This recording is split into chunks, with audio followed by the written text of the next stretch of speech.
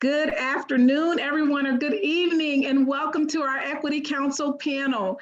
Every year, we host an Equity Council panel around February that has a panel of speakers. And we've had a host of different speakers. We've had a member of the community who was over 100 years old and talked about what school was like in their life. We've had Miss Sawyer, who was part of the Brown v. Board case, and she talked about what her life was like. And this year, rather than having one person, there's so much wisdom in Topeka and beyond. We invited several guests who were the first individuals to integrate their particular area of expertise in certain realms of Topeka and in Missouri. So we're excited to have this wisdom amongst us.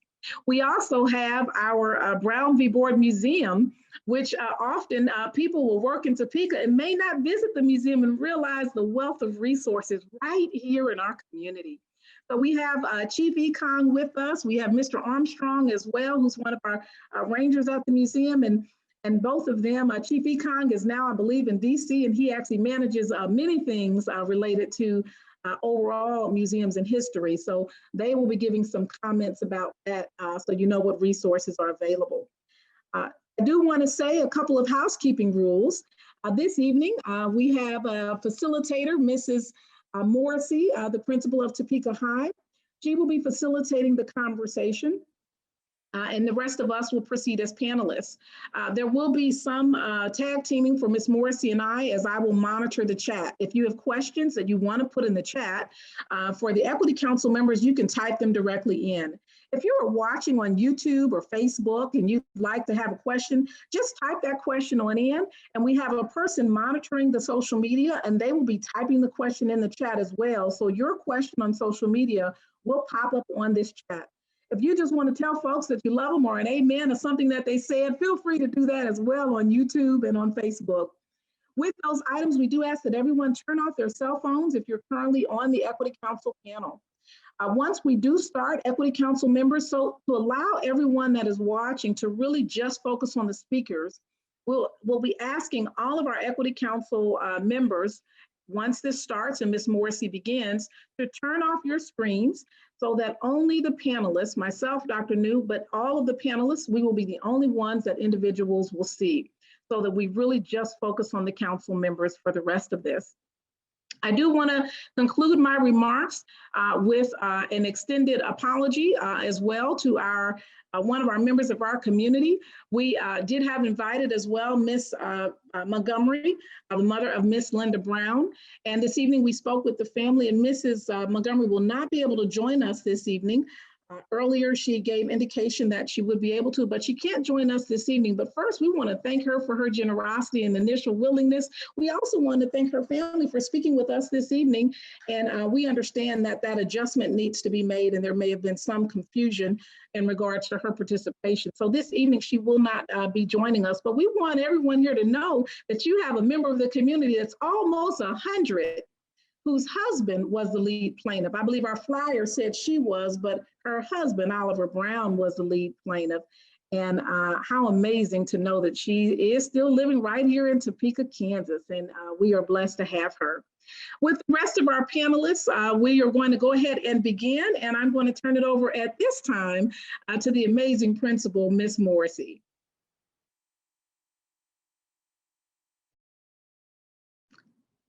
And we will ask that all mutes are taken off for our panelists, and all Equity Council members, please go ahead and mute your video screen at this time. Sorry about that. Thank you, Dr. Anderson. It is a privilege to serve as moderator this evening. Very short, I have been in education for 38 years. This is my 12th in Topeka Public Schools. I have been fortunate to serve middle school, high school, and collegiate levels in both urban and Western Kansas, small town America. So I've certainly seen a little bit of everything. I've been involved in the equity work now for just a little over a decade, both at Eisenhower Middle School, where we participated in courageous conversations, and I was blessed to lead that with an amazing staff, and we truly saw changes, and now at Topeka High School. So just privileged to be here this evening. At this time, I'd like to turn it over to Dr. New, who I know is going to introduce our panel this evening. Well, good evening, everyone. We are very excited to have such a renowned group of panelists joining us tonight. And among them, first of all, we have Mr. Rodney Johnson. Mr. Johnson, for many years, has been probably known by the nickname Mr. Topeka High. He is the first African-American male to serve at Topeka High School as the longest serving employee there in a teaching and administrative role. He also started the Black Student Union college tours. I went on many a trip with them, as well as the very first one. And I think that that tradition continued for probably 20 years or more. So Mr. Johnson, welcome. Thank you for joining us. We're also honored to have Miss Carolyn Campbell. And I believe that Miss Campbell graduated from Topeka High School. I know she was a Topeka Public Schools student, and she was also a Topeka Public Schools board member, and she is the first and only African-American to serve on the Kansas State Board of Education.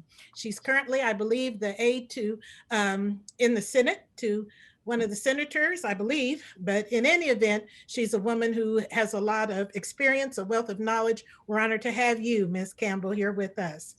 We're also glad to have Mr. Cushingberry.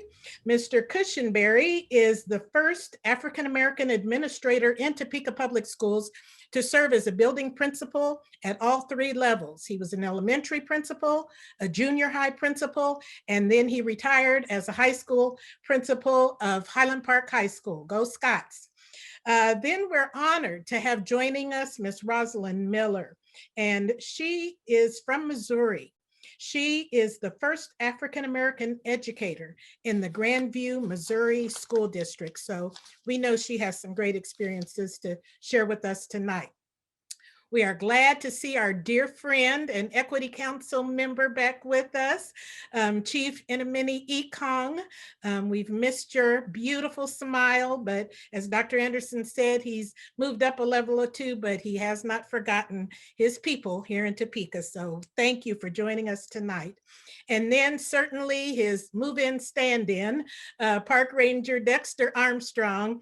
We've called on him many times and he has responded faithfully. He is the facilitator of conversations on race and racism. I was honored to serve with him on a panel last week, and he had some profound things to share with our young people. So we look forward to hearing from him tonight.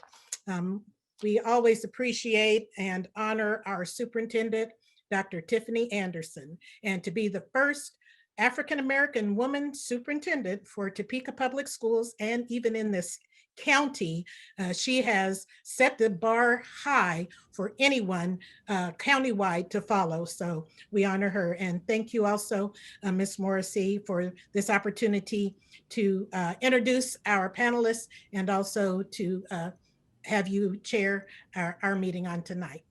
Thank you, Dr. New. Would you share a bit about yourself as well? You introduced everybody else. Oh, I did. Well, certainly. So everybody, I'm Dr. Burl New, and I'm currently the Director of Certified Personnel and Equity here in Topeka Public Schools. You know, as I was looking at the panel, I thought, wow, my lives intertwined with everybody on the panel in one way or another. Went to Monroe School, went to Topeka High School. Mr. Cushingberry gave me the opportunity of a lifetime to be an educator in the role of an administrator.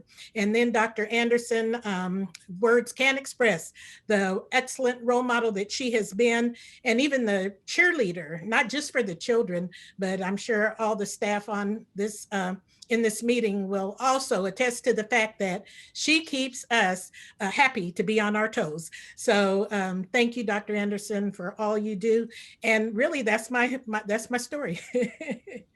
Working with great people. Thank you, Dr. New. I'm going to kick off the first question, and Chief Ekong, you or Mr. Armstrong, either one could answer this. So I'll let you decide who does that. But could you speak a little bit just historically? Can you speak to the times and the incident itself that led to the Brown versus Board lawsuit being filed in 1951, and then ultimately the Supreme Court's decision in 54, and then lead a little bit into what that has meant in educating our students of color? I'll let Dexter answer the historical perspective of it, and then I'll kind of speak on the relevance of it today. Thank you.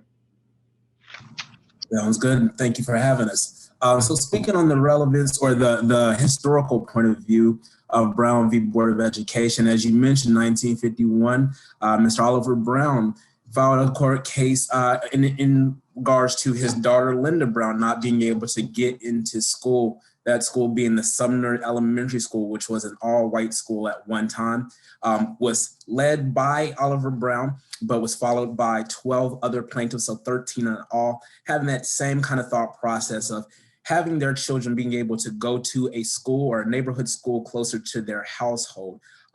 With that, a lot of people don't realize or understand that Brown v. Board on a Topeka level started here in Topeka. However, it also combined or brought in 4 other court cases from 4 other places. So you had in all 5, but from South Carolina, Washington, D.C., Delaware, Virginia, and right here in Kansas. All filed individually, had their own problems, but then taken up to the Supreme Court in 1954, where they changed the face of the world forever, leading to the ultimate decision saying that segregation was inherently unequal and it had absolutely no place at all within the school boards or school system. So in 1954, they changed the face of the country forever. However, they left more work to do, and the 1964 Civil Rights Act began to help everything else along the way that the 1954 court case at Brown v. Board wasn't able to change. So I'll leave it there for in a minute to be able to go ahead and go from there, and we can swing back around if necessary. And the bridge of relevance is that Brown v. Board, one, it served as the catalyst to the civil rights movement. I know historically we talk a lot about the civil rights movement, but civil rights probably started when the first African-American slave touched foot in 1619, as far as our fight for civil rights. But as far as for the civil rights movement, capital C, capital R, this Supreme Court case levied what became the strategy to break down the barriers of what we knew as Jim Crow and systemic racism in our country.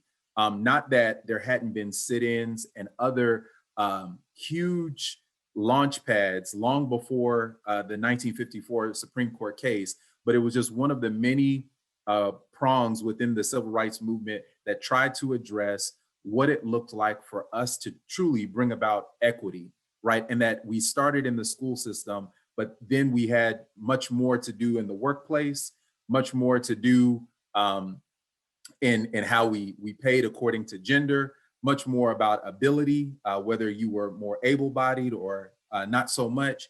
And so today, the question that this court case truly answers is the issue of equity. How well are we doing taking care of our fellow man? How level is the playing field for everyone to actually be able to arrive at the opportunities that should be accessible to all? And if in fact we haven't yet addressed that question, then essentially that's what makes the Brown versus Board of Education court case still very, very relevant. Thank you, both of you. Mr. Cushingberry, I'm going to take the next one to you and kind of play off of this. So as a role model yourself and having served as a building principal in our district, can you speak a couple of things? Would you talk a little bit about what has changed and what has become better over the years as a result of Brown v. Board, but just as a result of our looking at equity issues?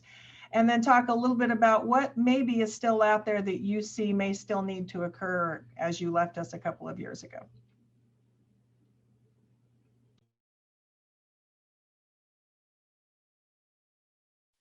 You're on mute. You're on mute, Mr. Cushingberry. Can you hear me now?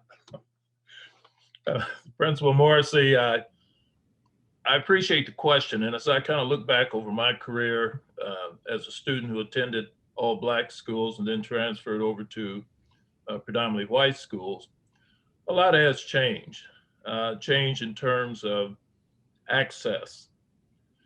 Being able to access the schools that was before mentioned, being able to participate in things that may not have been available prior to that particular case. Now, my own personal feeling is that the case itself, I don't look at it as being good or bad. I look at it as being necessary. It was necessary for the case to be tried so that a person had a right to attend the school of their choice. We still have work to do. You know, the underbelly of this particular nation is seated in racism. And so as long as that's there and not addressed, then it filters over into everything that socializes us and our kids, whether it's the schools, whether it's the churches, and so on and so forth. So really, I think a lot has changed as far as access. I still think we have work to do as far as true inclusion. Thank you. Dr. Neal, I'm going to come to you along the same line. I know you also served at Highland Park, and you and I have talked at times, but there are a lot of positives that came from that time period. Can you talk a little bit about the impacts of Brown v. Board that weren't intended, such as the teachers in those schools and what has happened over the years? Certainly. So I was born in 52, and I wasn't even in Topeka in 54, so I did not attend a segregated school. I know y'all surprised I was born in 52. I did not attend a segregated school, but I did attend Monroe School, and much of the landscape of the school was the same when I attended there in 1961 on, with African-American teachers. And we had teachers like Miss Crawford, Miss North, Miss Teresa Counts, and individuals who held the opportunity for education so dear. It was like a treasure, and they wanted to pass that treasure on. So of course it had to be of value. So they would drill us multiplication tables, spelling, learning how to diagram sentences, learning national anthems, learning the Black national anthem, every single verse. Thank you, Miss Teresa Counts. So, you know, there were parts of our education that we got that were rich, that really formed our life and gave it quality that students in other schools probably didn't get because they didn't have those teachers. Thank you. Mr. Johnson, I'm going to take it a little different direction, but I'd like you to speak a little bit about being a mentor as an African-American male here, the things that you did because you saw yourself in that role. And then please speak to why you chose to start the HBC College Tour and what that meant to you and to the students that participated.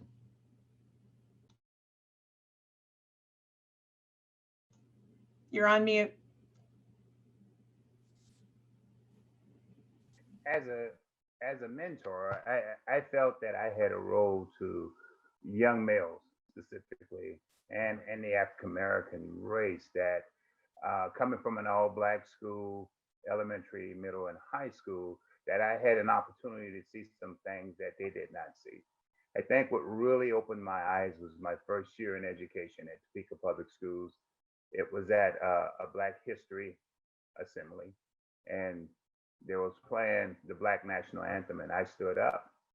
And some of the African American kids asked me, well, why did you stand up? And to share with them what that meant to me and what that song was all about was eye-opening. As I said, coming from New Orleans, predominantly Black, and coming to a predominantly area where I am a big minority, I felt that I should take on a different role and show kids that there's something on the other side of town that you don't know. And the only way you're going to know is that you have to venture out. So Mr. Sheffield started a regular college tour within the state of Kansas, going to schools. And so then I said, well, let me branch out because I went to an HBCU. And I know that when employees are looking to hire someone Black, they're going to go where Black kids are, as Topeka Public Schools recruited me from Southern University. So that was the foundation of the Black College Tour. And as Burrow said earlier, it lasted for an extent over 20 plus years. And today we have kids all over the world that have had an experience of a Black College Tour and got a professional career from that experience.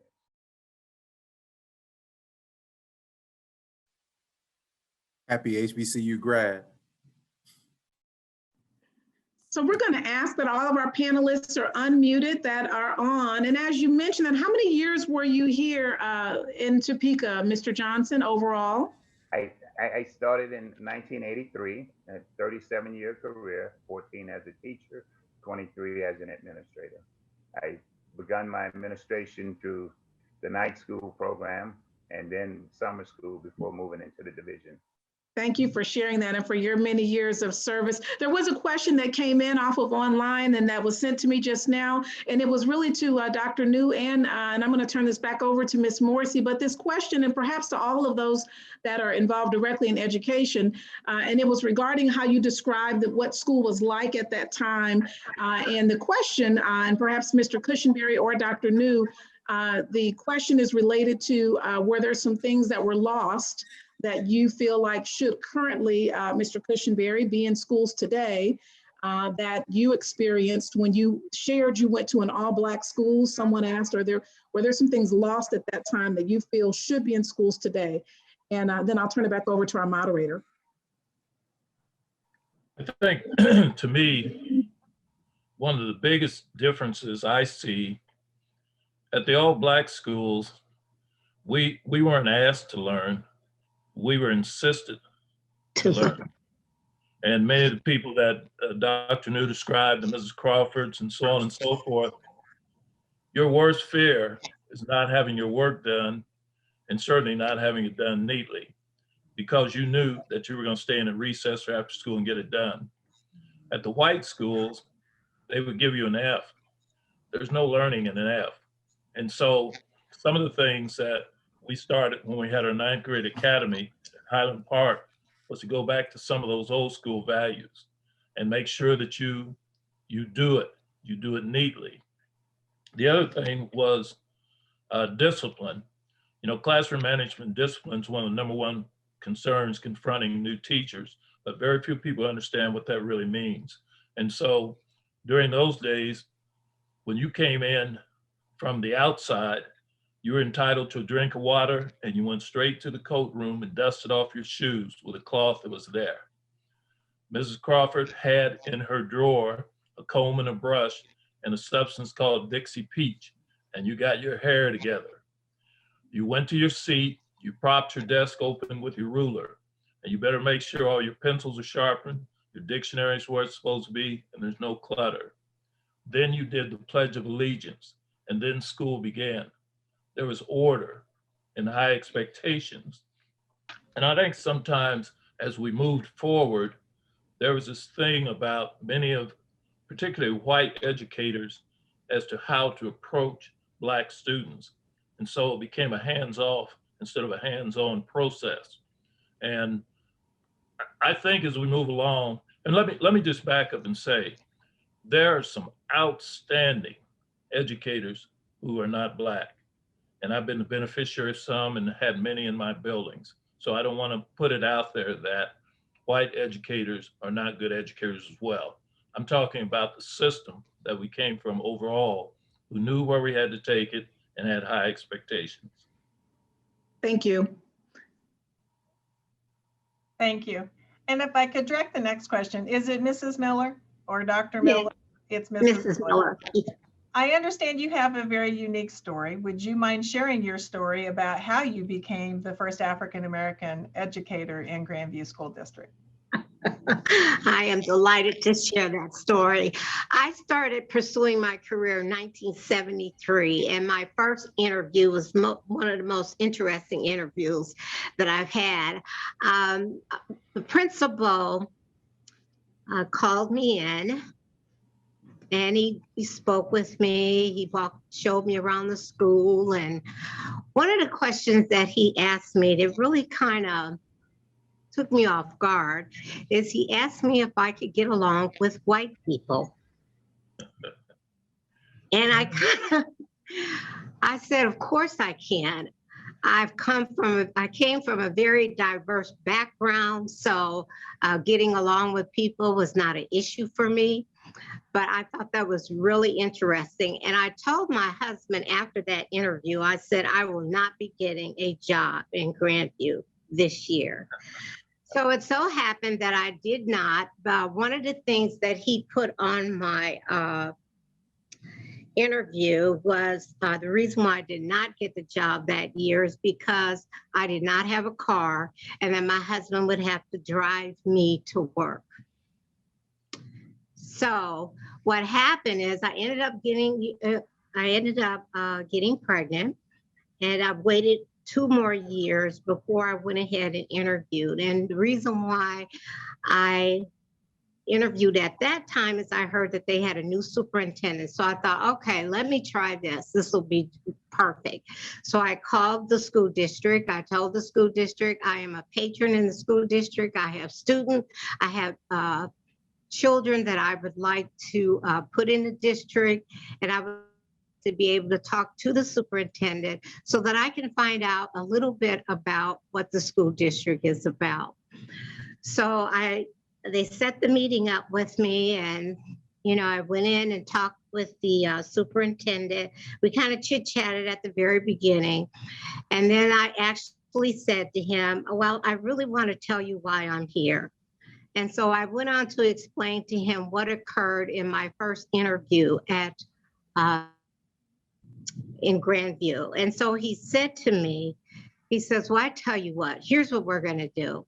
We are going to put you on the sub list, and you sub for a year so that the principals have an opportunity to get to know you and know who you are. So I not volunteer, but I subbed in a school quite often, probably like 2 or 3 days out of the week.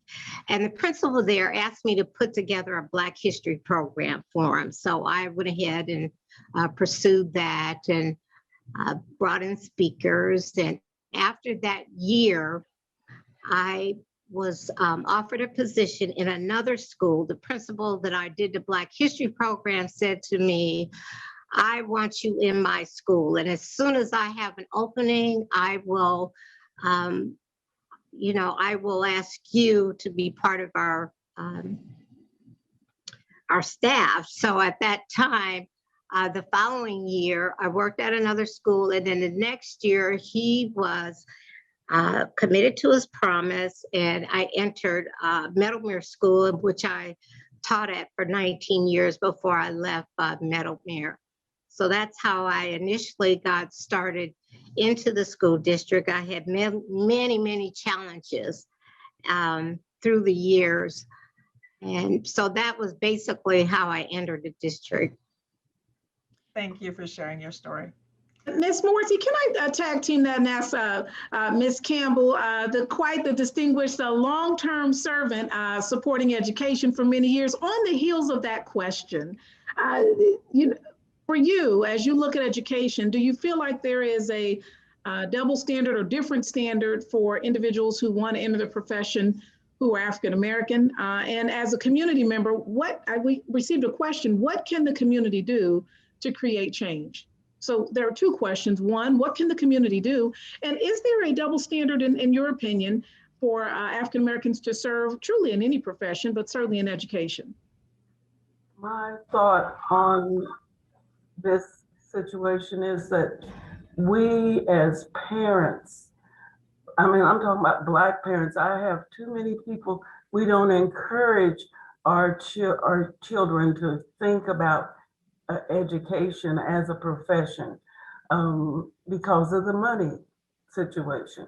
And so to me, that's one of the sad things, is how we lose a lot of wonderful young minds to other professions rather than being educators. Now, the other thing that I wanted to share was I am a proud product of segregation. And I always say that because there was high expectations every day that we walked into that school building. We were valued. And there is another problem that our educators now, and I'm speaking I'm thinking especially some of my experiences when I was on the local Topeka Public Schools board, and I would go visit and be in maybe the secretary's surroundings. And I remember this one situation with this little Black boy, and I had always volunteered in the library, and because that in the meeting, because then I can sort of visit and with the children. And so this young little boy, he was mischievous. But anyway, so he was in trouble this day. But I knew his grandparent, I knew where he was coming from. He had problems in his home life. And I asked the secretary, says, I just don't understand him. And I said, well, do you ever talk to him?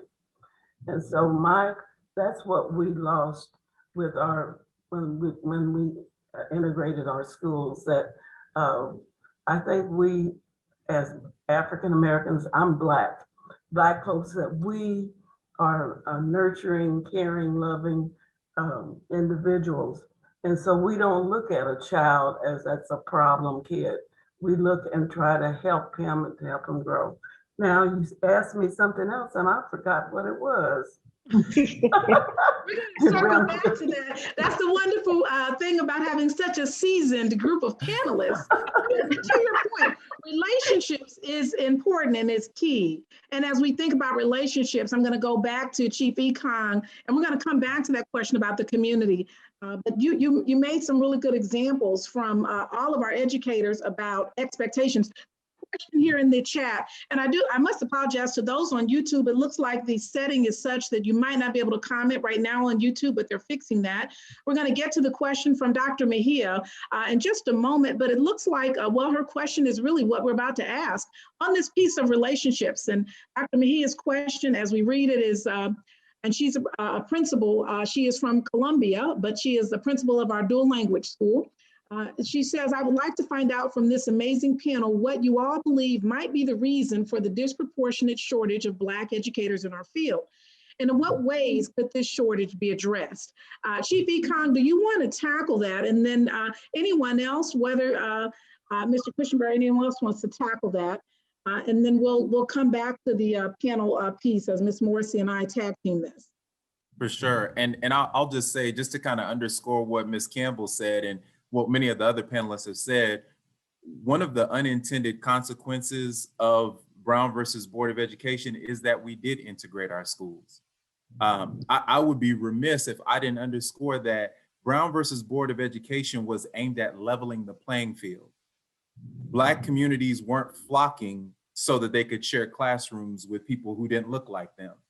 And so it's often a misnomer, because every member of the Brown v. Board generation that I've come in contact with says that they missed their proudly integrated, rather their proudly segregated school because of the relationships, right? Like the same teacher who would teach you algorithms or algebra would show up at your door and have dinner with your family, something that is almost inconceivable right now.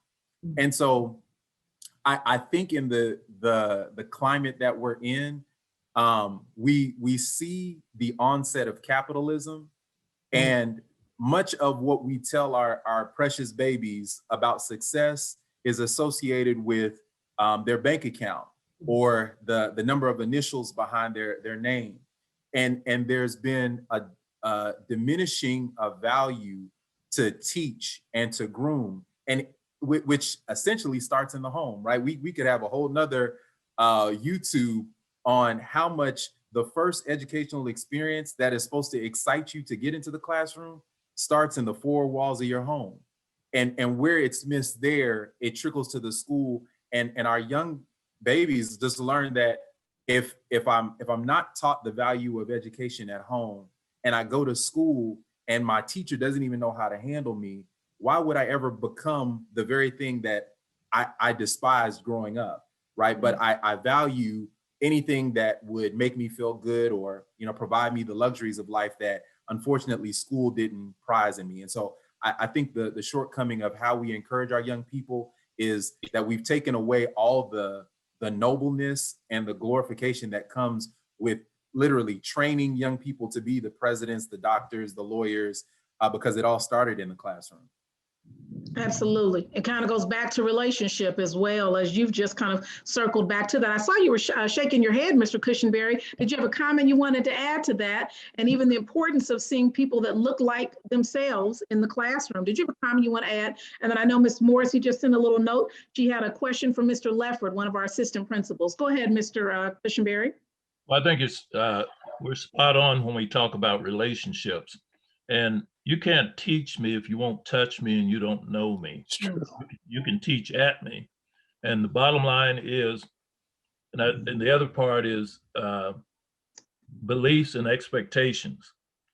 Part of the problem when we transferred over to white schools, there was a belief out there that Black students were not capable of doing what white students were. And my sisters and I laugh when we get together for family reunion. We have a little box of old report cards and we go back and look who got the best grades. There wasn't any one of us that got better than a B. And then I looked at one of my report cards and I got a C in physical education. Really? A C in physical education? I was an All-American basketball player. But the fact is, my parents were told that C is a good grade. And what they really wanted to say was C was a good grade for a Black child. And those high expectations, when you lift those roof limits off of young people and say that there's no reason you can't get an A if you do the work. If you show up on time, bring your stuff and do the work and provide the supports. And like was said before, education doesn't begin or nor does it end in a classroom. So what happens at home, what happens in church, all these are things that help put tools in the toolbox of our young people to become educated. Well said, Mr. Cushingberry. Dr. Anderson, I've got a question for you before you let this get away. But I'd like you to speak a little bit to what it was like to grow up in St. Louis as a young girl and how that experience may have contributed to your passion to serve in urban and inner city school districts and to truly make a difference for kids with challenges. And then if you'd add on what it means to be not only a mentor of color, but a female mentor and a female role model in the current role. Thank you so much. You all already know me. And so I'm just going to answer the last part of the question and jump back in this distinguished panel while I have them here, because being in COVID, I might not see Miss Campbell at St. Mark's Church for some months, or Mrs. Now I see on Sundays, Mrs. Miller at Sunday school, but I may not see these people in person. But Miss Morrissey, you were so kind in presenting that question. I'll just take to the very end though, why it's important to be a first, because I see Mr. Lefford put in a comment here. Thank you, Mr. Lefford. It says we must reject the soft bigotry of low expectations. Perfect timing for that. So the reason it's important to be the first, because you can't have a second without a first. And so it is so important to be the have the fearless spirit of saying, okay, well, there's nobody here, then it's time for someone to be here. And if your voice isn't at the table, we're not at the table. So that for me is profound. I mean, now that we've had a first Black president, we literally have students now that when you ask them what they want to be years ago, prior to that, would have never said president, and now they say president. Now we have young women saying, I want to be the first vice president, or I want to be the first female president. So in order to dream it, you have to see it. Thank you for that question. With that in mind, I'm going to turn it back to you for Mr. Lefford, but I do see Mr. Johnson was saying amen over there in the background. So do you have a comment you wanted to add her before Ms. Morrissey gets to Mr. Lefford's question? I think Dale Cushingberry, you were spot on. As our kids walk the halls, they want to be recognized that they do have the potential and they just not another Black kid walking the hall. So keep the bar high, keep pushing them. And they'll meet what your standards are. Absolutely. Mr. Lefford has a really good question. I'm going to open it up to the panel, so stick your little hand up there if you'd like to answer it. But he says he's curious on your thoughts on the racial zoning ordinances, which have continued in Kansas City until probably the late 1980s, and how those racial zoning ordinances impact our educational system and maybe still impact our educational system. Can you repeat that one more time about ordinances? And then Mr. Armstrong, I'm going to see if, as the history buff, and we're going to repeat this to see if you'd like to, in general, as you think about also redlining and all of that, if you or Chief wants to comment on this. Can you repeat that again? Absolutely.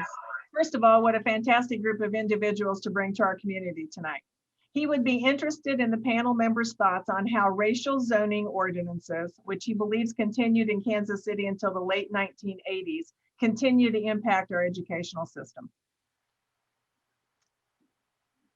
Mr. Armstrong unmuted himself.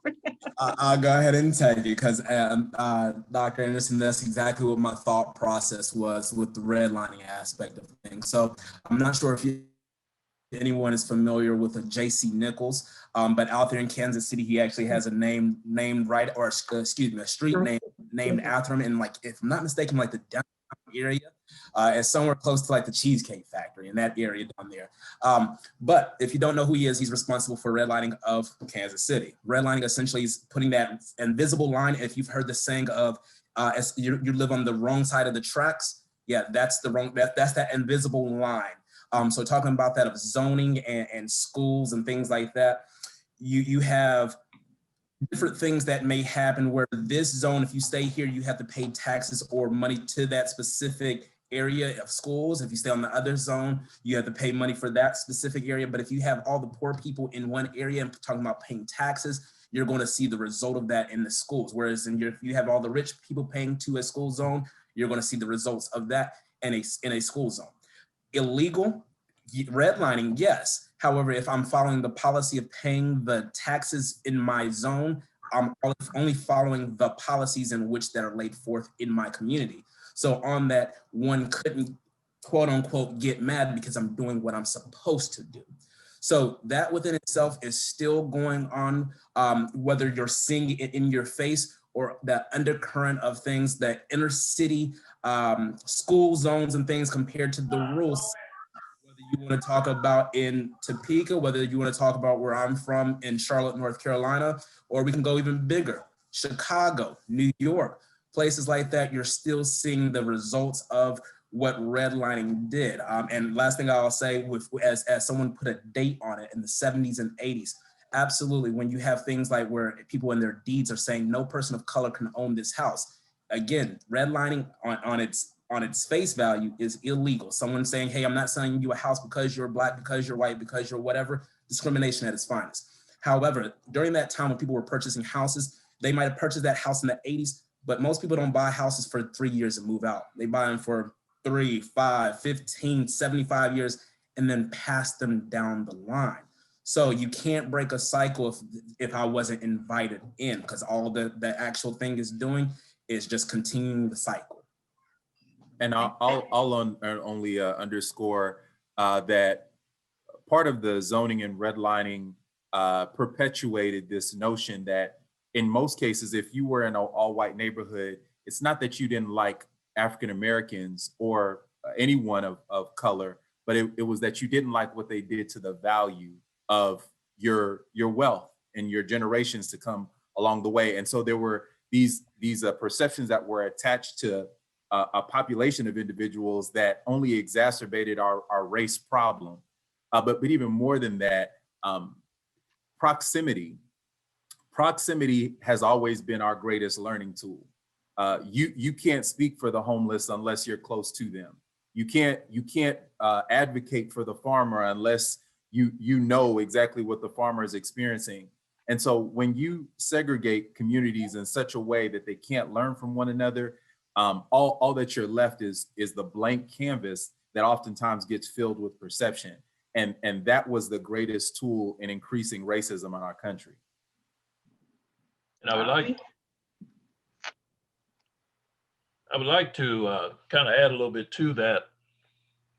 You need to pay attention. We need to pay attention to current legislation that's going on around the country, particularly as it relates to private schools and charter schools and making monies available. On the surface, that looks like a great thing. Your child will be able to attend the school of choice. But what they don't tell you is the unintended consequences of kids not being able to get to those schools, et cetera, et cetera. The bottom line is the public schools will become the residue of kids stuck who don't have the ability to go, even though the money's available. And the majority of the money is going to be available to those people who didn't need it anyway, to be able to further their education in a place of choice. You got to pay attention, along with the zoning, the redlining, about the legislation that's going on as well. Thank you, Mr. Cushingberry. That leads us into another question we have from Alicia Julian that I think you can expand on what you've already begun sharing. So as we look to improve diversity and equity as well as inclusion in our schools, what are the hard questions you would encourage us to ask ourselves and our peers to bring about lasting transformational change and really to address implicit bias? And I'll just open it up to whoever wants to. And I'll ask Dr. New, can you address that? And then in the 15 minutes we have, we will say YouTube chat is working for those that want to submit questions, make comments, and give a shout out. But Dr. New, can you address that question that Ms. Morrissey just posed? Certainly. So we talk about relationships and how critical that is to helping students know you care enough about them to make them want to care to learn. And Mr. Cushingberry talked about you can't teach a child unless you touch them. So I think that has to be foundational in the ways that we approach how we help kids understand that even though they may not look like us, they are special to us and we value them as a learner. So it doesn't have to be they're the same color. And I often used to say this for myself. Am I really treating that child as if they were my own child? Because if I am expecting that they're going to perform, do their best. I'm not going to say or do something unkind or that will damage their spirit and make them think that even if they weren't successful in this one task that was assigned today, that doesn't mean that they cannot ever become a successful learner. And even as an administrator, the same way, I'd fuss at them like they were my own children. And many of them called me grandma, but it wasn't for a personality type of relationship. It was because I really care about you. I want to see you do well. So if you're misbehaving, I'm going to correct you as if you were my own child. I've even had to correct children in front of their parents and tell the parent, if they talk to you like that, when they get home, call me. I will be there, because that's not going to help them grow up to be a productive adult. So, everybody has their own way of doing it. But for me, the maxim was, am I treating this child as if they were my own child? And that always helped me to approach them from a place of compassion and genuine care for their future outcome. Thank you. I see some heads nodding from our educators, Ms. Miller and then Ms. Campbell. And Ms. Campbell, there was a question. Someone wanted to know who inspired you to lead and just get involved in politics and all these other areas. Ms. Miller, do you want to add to what Dr. New just shared?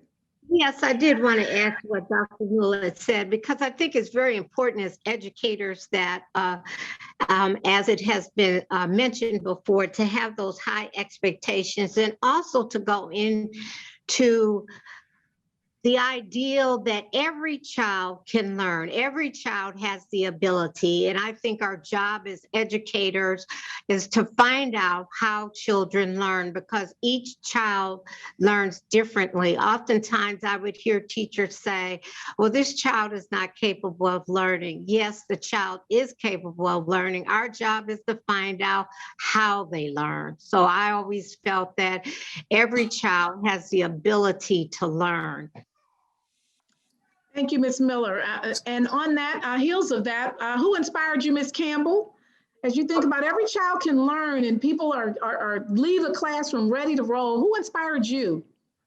First of all, I can go back to my mother, because she was a widow and I had a little brother, but she wanted us both to at least get a high school education. She'd be over 100 now. But she had to quit school at 16 to help her mother get a job. And so I remember when I was 16, I wanted to get a job that summer to help. And she said, no, you enjoy the summer because you're going back to school. Now, as far as getting me involved in politics, working at the Capitol, well, even before then, Barbara Davis, I was at a wake.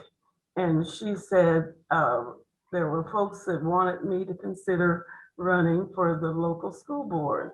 And at that time I thought, oh, I couldn't do that. You know, I just didn't think I had the ability or the experience to do that.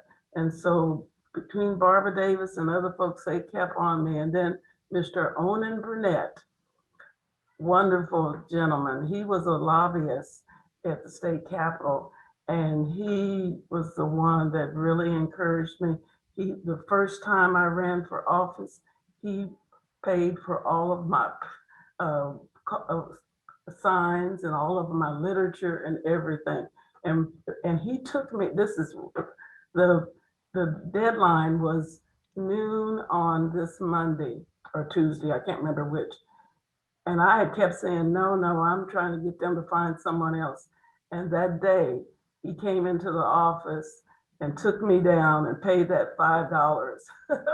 And so seeing other people that saw something in me is what got me involved in politics. And now I'm just as bold as I can be.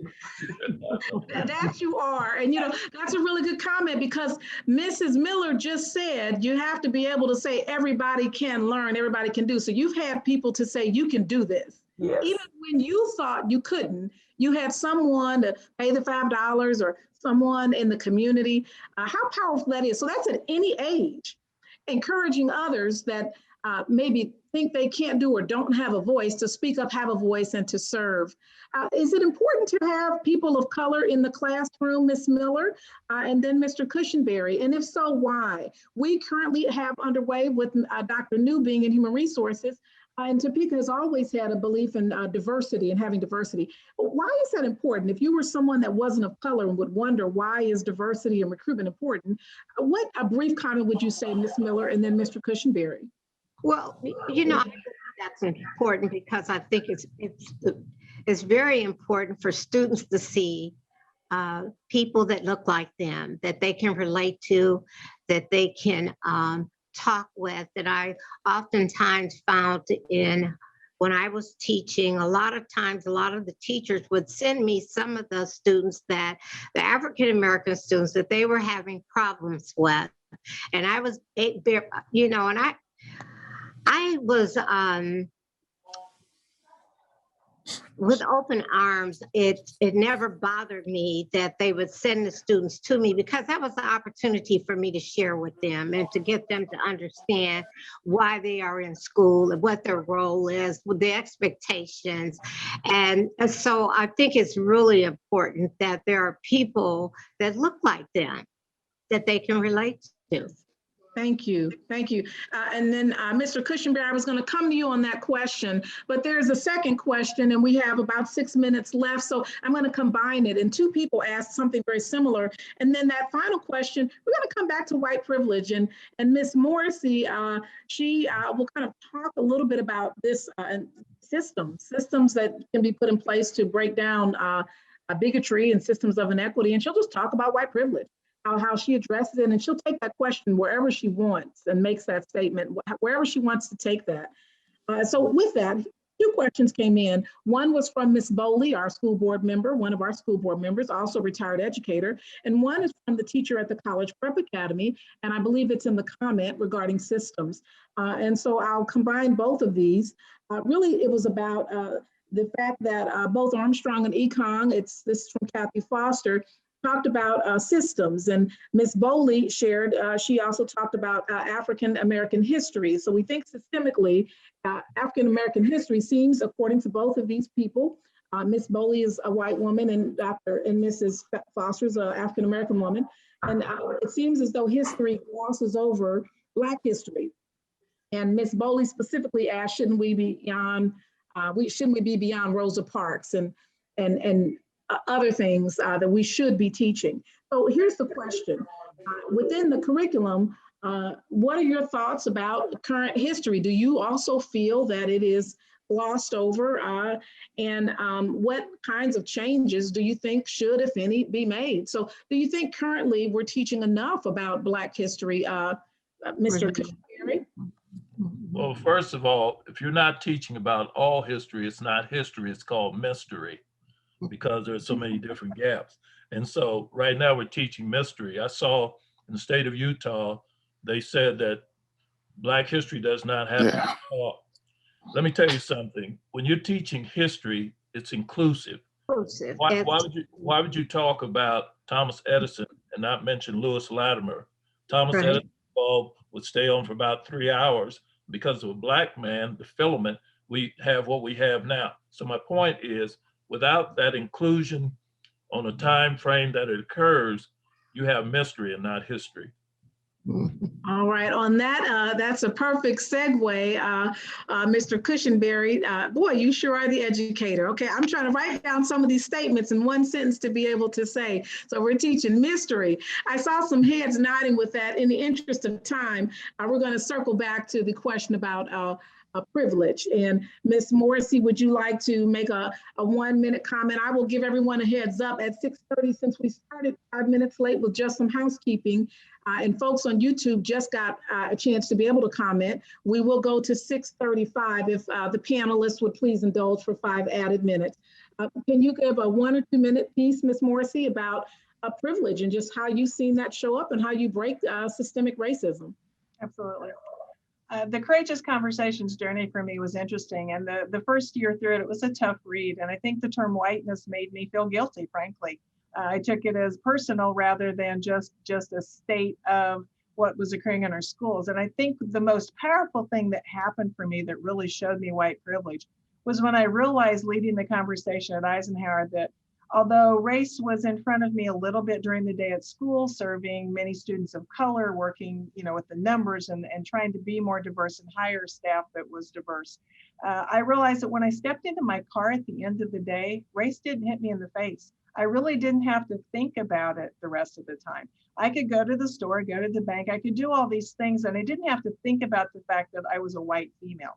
And I learned as I listened to the stories of people of color that it's almost constantly in your awareness. The things that happen, the stories that were shared were just appalling to me that you'd be treated that way. And the best way for me to even relate to it and try to understand has been as a female. I certainly have had to deal with bias as a female in a variety of roles and jobs. So I have to relate that way because obviously it's not a personal experience. But understanding implicit bias is the toughest thing. It's easy to identify the blatant stuff, even as an educator and as an administrator. If someone's blatantly biased, blatantly prejudiced, I can certainly remove that.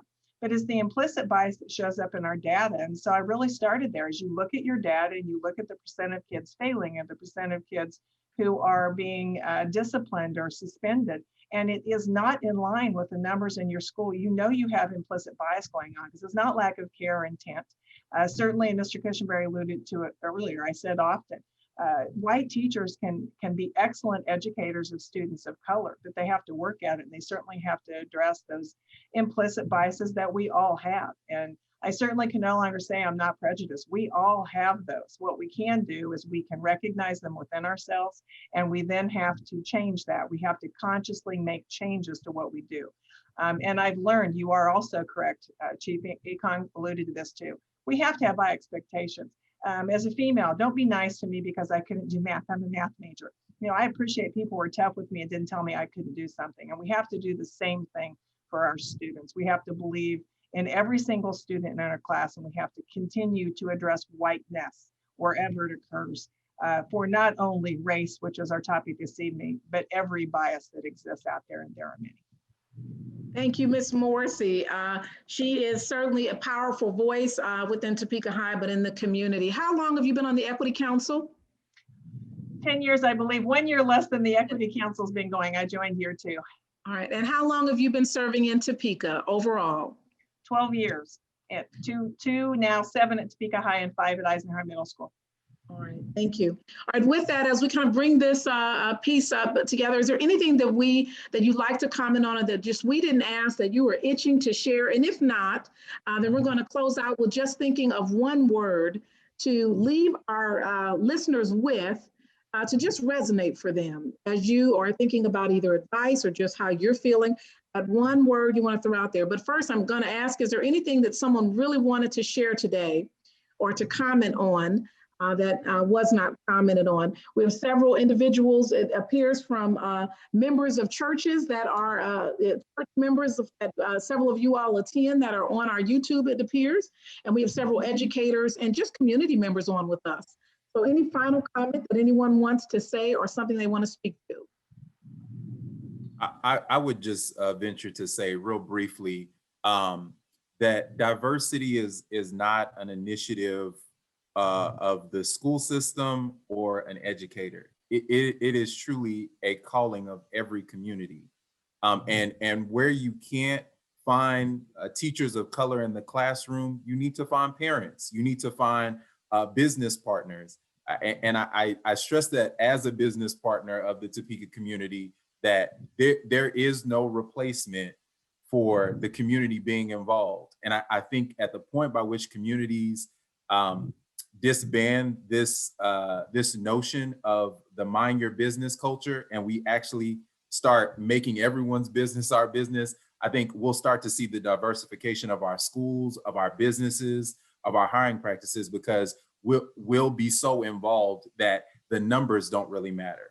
And I think right now we're in a culture that is very quota focused because unfortunately too many people are minding their business.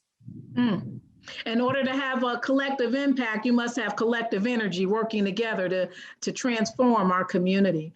I always say, seek to understand in order to serve. I love the comments that you mentioned, Mr. Cushingberry, that if you don't know me and don't want to know me, then you really can't serve me, right? If you're afraid to touch me. So, man, we had some just good nuggets here from this panel. We thank you for all this wisdom.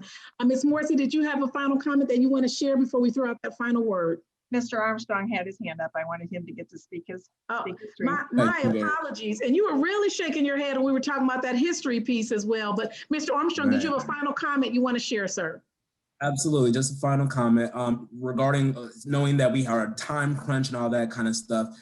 We at Brown v. Board of Education National Historic Site, this is what we love to do. This is what we get paid to do. And this is what we enjoy doing. So this conversation can be further carried along. Reach out to us, email, give us a phone call, whatever it may be. Hard conversations happen at Brown v. Board, and that's what we're here for. So please let us know if we can help in any kind of way. I'm glad you said that, because if you are like Miss Miller, a teacher in Grandview, or if you're a church member at a church in Kansas City and you say, I have a student group, especially now we have so much Zoom, are there still resources? And if the answer is yes, then we'll share your contact moving forward. Are there still resources all those folks can use, sir?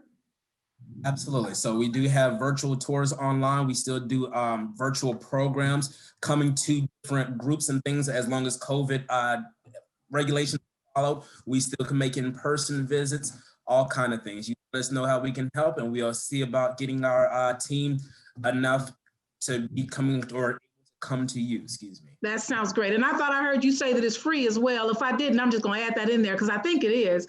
Is that about right? You can just nod. Yes, and that is. Oh, that was a nod. I saw it. All right. Yes, and so free of charge. All right, so we're going to give, but seriously, people don't necessarily know that. I said it jokingly, but they may think they have to pay for that. And so when we talk about history, there was a good question about curriculum, and it was really about how do we break that down in curriculum and what are some systemic changes? And part of that is just using Brown v. Board and taking that first step, even within the context of the Kansas curriculum. Thank you, Ms. Foster, for that question. As we close on out, we just want to thank our panelists. We know that time is an investment. You just gave us a little bit over an hour of your time, and we thank you for that. And for our seasoned individuals who started off with the answer and then forgot the question, but came back with something even more powerful to talk about your stories, that had a great impact on all of our individuals here. And so we thank you. And all of your stories talk about relationships. Okay, think of the one word that you want to leave people off with. I always say that sometimes carries people moving forward. One word that you are thinking about moving forward. Let me give you about a second to kind of think of that one word. It is 6:37. So at 6:38, we will open this back up for that one word. And then everyone else that is listening on our Equity Council, we just ask that if you give thank yous in the chat and messages, and if you have a word that you're leaving with Equity Council members, feel free to put it in the chat. We're going to email them the chat conversation later. It is 6:38. One word, Chief Econ. Proximity. Ms. Morrissey. Empowering. Mr. Cushingberry, Hope. Mr. Armstrong, Intent. Mr. Johnson, Believe. Miss Dr. New, Encouragement. Miss Campbell, Love. Miss Miller, High expectation and goals. and mine will be to serve, service above self, if I had to give a phrase. So with that, again, we thank all of you all for taking the time to inspire so many within and beyond Topeka. Have a safe and blessed evening, and the video will be sent and posted on our Facebook and sent to our panelists. Thank you again. Thank you. This concludes our ceremony, or not our ceremony. Well, it felt like a ceremony. Actually, it was. This concludes our event this evening if you're watching live on YouTube. And again, thank you for joining us. Bye-bye, everyone.